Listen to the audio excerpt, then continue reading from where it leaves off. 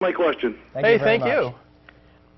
If I may return to something, because this is an important thing for me, is that I think it's really transitions, sort of societal transitions, because there's sort of a renaissance of atheism going on right now. But there was a renaissance of non-theism in the 20th century as well. And it was sort of epitomized in the saying that God died in the trenches of World War I. And it took a new revival movement to bring Christianity as where we see it today. Oh, yeah. So I think every time we sort of get an increase in our understanding of ourselves, and I think we understood a little bit more about ourselves after a couple world wars, I don't know about you, there is sort of a transition away from theism. Yeah, I know there have been different resurgences of religious fundamentalism. One of them was, prohibition. The Temperance Union was very overtly a Christian organization talking about the sin of alcohol use. And the same thing, too, the 70s, we get things like the moral majority. So these things do come in waves, the same way atheism comes in waves. I mean, that's kind of that same thing, was that new atheism isn't really new. Yeah. Yes, I mean, there's nothing that Richard Dawkins and Daniel Dennett and Sam Harris are saying that Robert Ingersoll didn't say 100 years ago. So even in tone, it's very, very similar. So, but I think the caller's right in the fact that religion goes to die in places where there's open exchanges of information, where a lot of times the power of religious organizations is pretty much guaranteed by their ability to control the flow of information. And I know I'm going to talk about that later, but Christians, it's very easy for them to only expose themselves to Christian opinion, only Christian music, only Christian talk radio, only Christian books. So there is sort of a social thing there, is that when you've got this free exchange of information, and people are beginning to see things in a different way, and they transition away from religion, the people who are left over tend to be of a more fundamentalist bent. That's actually a well-documented, you lose the outsiders, is what they say. Well, I think also any sort of resurgence of any sort of scientific advance, a lot of the time, those are the people who get the most vocal, like they feel like they have to protect society, like from moral collapse. And they almost use those exact terms when they talk about that. Like they really think, and I think it's sort of interesting, is whenever you man a booth for Seattle Atheists or any organization, a lot of times people will approach you as if they've already been attacked. It's simply asserting your existence is the first punch, and then they just come up and start yelling at you a lot of the time. And I don't think they understand that they're starting that fight, that I haven't done anything to them other than be open about what I am, no more than them saying that they're Christian is an attack on me. It's not.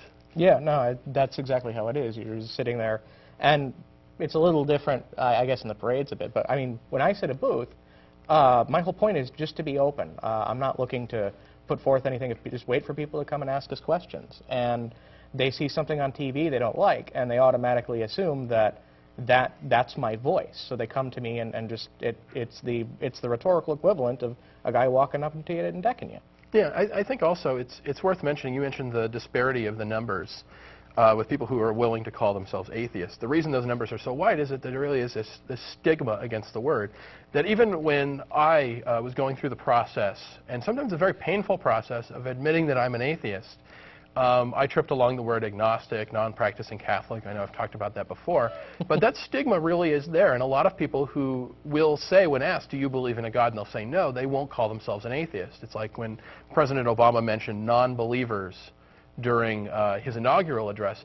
Even he doesn't want to go there. There clearly is this sort of word, and that's where you get groups that want to call themselves brights and other things. I really hate the term bright. I know that you do as well. I'm not particularly fond. I mean, I understand why they came up with it, but I'm not fond of it. It seems a little hidey to me. Well, I think my beef with it is that it's arrogant and mincing, and I think that that's a weird combination of things. I think that it's mincing. It's dainty. Okay. And I think it's basically a euphemism. They don't like the A word, so they run away from it. I mean, this is pretty standard. Even people like Robert Ingersoll and Clarence Darrow, who are both very clearly atheists. I mean, you can't get much more atheist than Clarence Darrow saying, I don't believe in God because I don't believe in Mother Goose.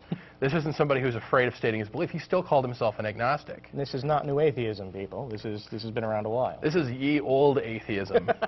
So, another quick news story real quick. Oh boy. Speaking of growing attitudes, I think something I've really noticed is that a lot of people have this certain fallacy where we all like to believe that we are the silent majority, that we all represent much larger groups than you. And I think that a lot of liberal and moderate Christians do this as well. They like to believe that the fundamentalists are just this tiny little pocket of society that are just very, very loud. And that, no, actually, everyone is just like me. Well, atheists, we can't pretend that. We can't pretend that we're the majority. But Pew Research actually just did their latest poll about what people feel about war, terrorism, global trends. And, well, it appears that 41% of Americans believe that Jesus either definitely or probably will come back in the next 50 years, which is slightly less than the number of people who think that we're going to be hit by an asteroid. So, what was that number, 41%? 41% of Americans, and that's actually 54% of Protestants, 58% of white evangelicals, and 32% of Catholics. So this is not a small group. This is actually a pretty large group of people. It's not just Fred Phelps and his family of like 50 people. This is a lot of people who believe some This is kind of news to me, so it's hitting a little hard, actually. Yeah, I mean, that's the thing, is these people really do represent a lot of people. We actually have a call on the line. Stephanie from Redmond, are you on? Yes, I just want to tell you, this is the first time I'm home, and I said, oh, I'm going to see what's going on channel 77. And I do like Roger, you know, the other person. And then you follow. And I said, this is kind of interested. So I do like both of you, and I do agree, and there are some fanatic religions that are totally wacko, nuts. And I do believe that the problems in the world are all these religions. My religion is better than yours. Oh, no, mine is better than yours. And especially those crazy people on television. I don't want to mention names. And that's part of the reason why we're here. Yeah, that our perspective just isn't heard in the media. But let me tell you, I am Catholic, born Catholic, but I'm a very open-minded person. Thank you. And I don't believe God is coming and going to destroy everything. No, I don't believe that. I think we as humans, we're going to destroy ourselves. Yeah, we're doing a pretty good job of it so far. I agree with you. We're doing a really good job. So we can go blaming God. Now, I believe we all are energy. And so you have to be open to science and religion. Now, I believe quite a bit in the universe. Well, I guess I would disagree on that. I'm open to just about anything, but my acceptance of any claim is predicated on its ability to meet a burden of proof, and frankly, religious claims don't typically meet that burden of proof. Well, you know, like I said, I'm Catholic, but I refuse to read the Bible.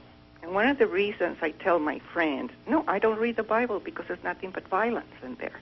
Yeah. Who wrote the book? The Bible? I understand. Man. Yeah, there's a certain irony in the fact that the people who are really religious are the ones who object to violence and sex on TV, when their book is really nothing but violence and sex. I know a lot of writers use it for a source. Yeah, so. And so I refuse to read the Bible. Now, I brought up my children, and they're nice, wonderful, civil citizens, and I was blessed with that. And maybe because my mother and my father brought me up this way, be open-minded. And I do read quite a bit about all the religions. What are the major four religions? I read about, how do you pronounce it?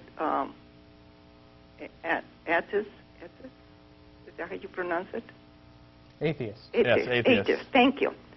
I read about it because I want to learn. I want to see. But the ones I can't stand are those people on television. Send me. Oh, and don't forget, buy the book and send me the dollars. Oh, yeah, that's their big thing, is Jesus is a good selling point. Again, we want to thank you for giving us a call. Thank you so much. Thank you so much. And I really do like your program. Hey, thank you. We do appreciate it. Thank you. You have a good day. You too. Thank you. Bye-bye. All right. So, yeah, you got any news for us? No, I think that's it for me. Okay, yeah, let's move on to our main topic then. This is something we had with a... Oh, do you want to do some emails real quick? Or? Let's do a couple, yeah. Let's do some emails.